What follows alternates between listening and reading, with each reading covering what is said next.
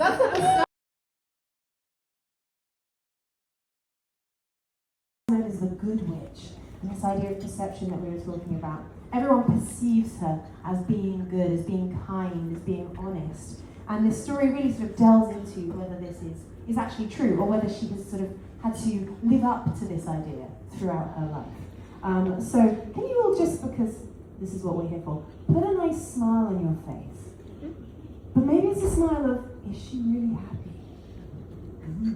Interesting. Some nice murmurings from the room as I ask that question. Great, so we've got Glinda, and at a place called Shears at University, she meets this lady, Elphaba, who, as you can see, is a surfer. She's actually performing a magic trick. So this is Elphaba, who was born green, and so she's been treated differently her whole life on account of her skin colour, and has this really complex relationship with the world and the way that people perceive her. And as we've been talking about, this idea that people assume that she must be wicked because she looks a bit different. So really interesting exploration of how we present ourselves in the world and how we can sort of counter those assumptions that people might make about us. Emily and I often talk about this just in the way we present ourselves. You know, we go around because we work in theatre wearing very comfortable clothing. But even today, coming to this space, we thought, well, we want to come as us because that's our authentic self. But will it be the right version for the room? We were very relieved to see that you are all your authentic selves in the room. Some people are also in trainers because that makes them feel comfortable. Some people are in suits because that makes them feel comfortable. So being our authentic self is such an important part of the story. So Elphaba and Glinda meet at Shears at University, and they are not friends. Oh, no. And because Glinda is the most popular person in school, all of these other students want to be like her, they want to be her friends, and so they sort of follow her lead. And so Glinda teases Elphaba, they tease Elphaba. Here they all are, pointing and staring. Can you all point and stare at me? I can take it. I'm trained. Fantastic. Oh, right? Yeah. Oh. How do you feel, Anna? A little bit overwhelmed. I know I invited it, but it's, you know, it's quite a lot. Yeah. So you don't have to carry on pointing. Yes, they point and stare at Elphaba, so we get a bit of an idea of how she might feel throughout her life.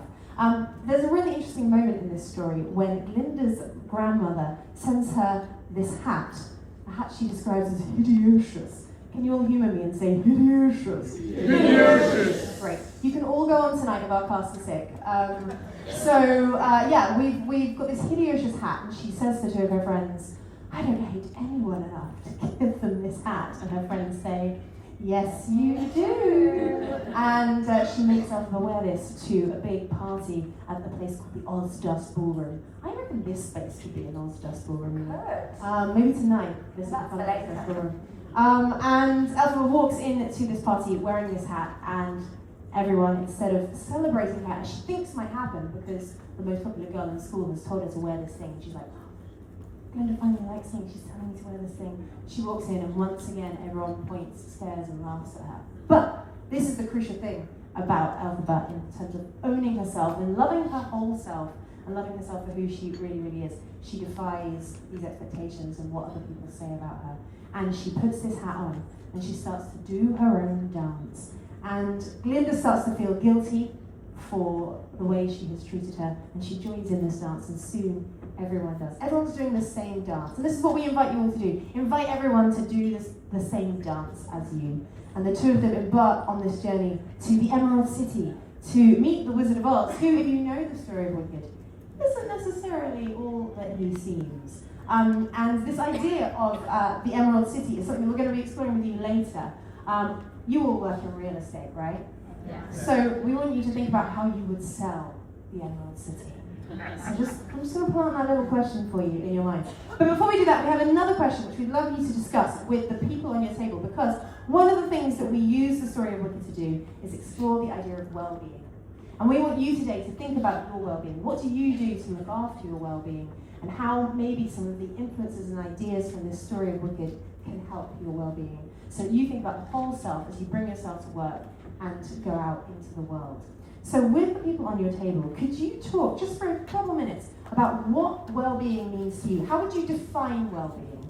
So it's not necessarily what you do for your own well-being, but how would you define well-being? What does it mean to you and your table? And we'll feed back some of these ideas. We started off by inviting them all in by singing One Shot Day.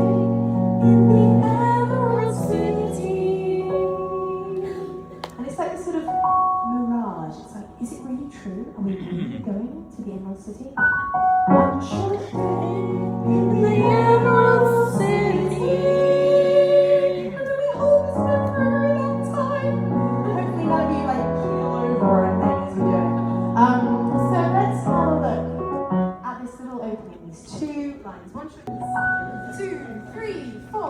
One short day in the Emerald City. Fantastic. Make it a little different for me this time. One short day in the Emerald City. So you get a smile up into your cheekbones. Great. Someone's holding the note. I love it. Yes. You're going tonight for the show. Hey, it's Monday. We're dark tonight. Tomorrow. We'll put you on the show tomorrow.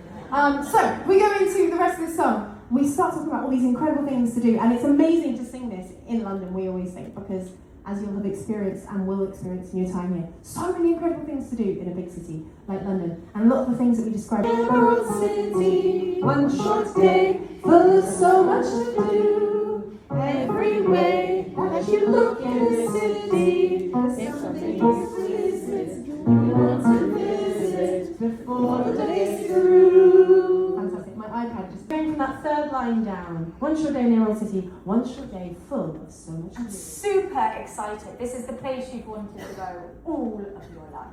This is the dream. Yeah, have a think about what your Emerald City would actually be. It can be as real or as abstract as you like. Someone once said it would be inside a PlayStation 5.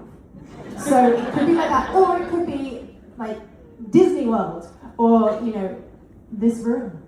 Whatever your Emerald City is, we don't need to know and ask you individually, but we'll know if you haven't thought about what that Emerald City is. So that place, if you were woken up tomorrow and told we're going here, you'd be like, yes, I can't wait to get out of bed. Here we go then. One short day in the Emerald City, one short day full of so much to do. 4, 2, 3, 4. One short day in the Emerald City. One short day, full of so much to do. Every way that you look in the city, there's something exquisite you want to visit before the day's through. Fantastic work, everybody. 1, 2, 3, 4. Everything's all this wants to be. Houses, museums, and restaurants. Fantastic. Then we sing. Everyone wonders like I've never seen. It's all grand and it's all green. I think we found the place where we belong. Fantastic. With everybody after 4, 2, 3, 4. Everyone is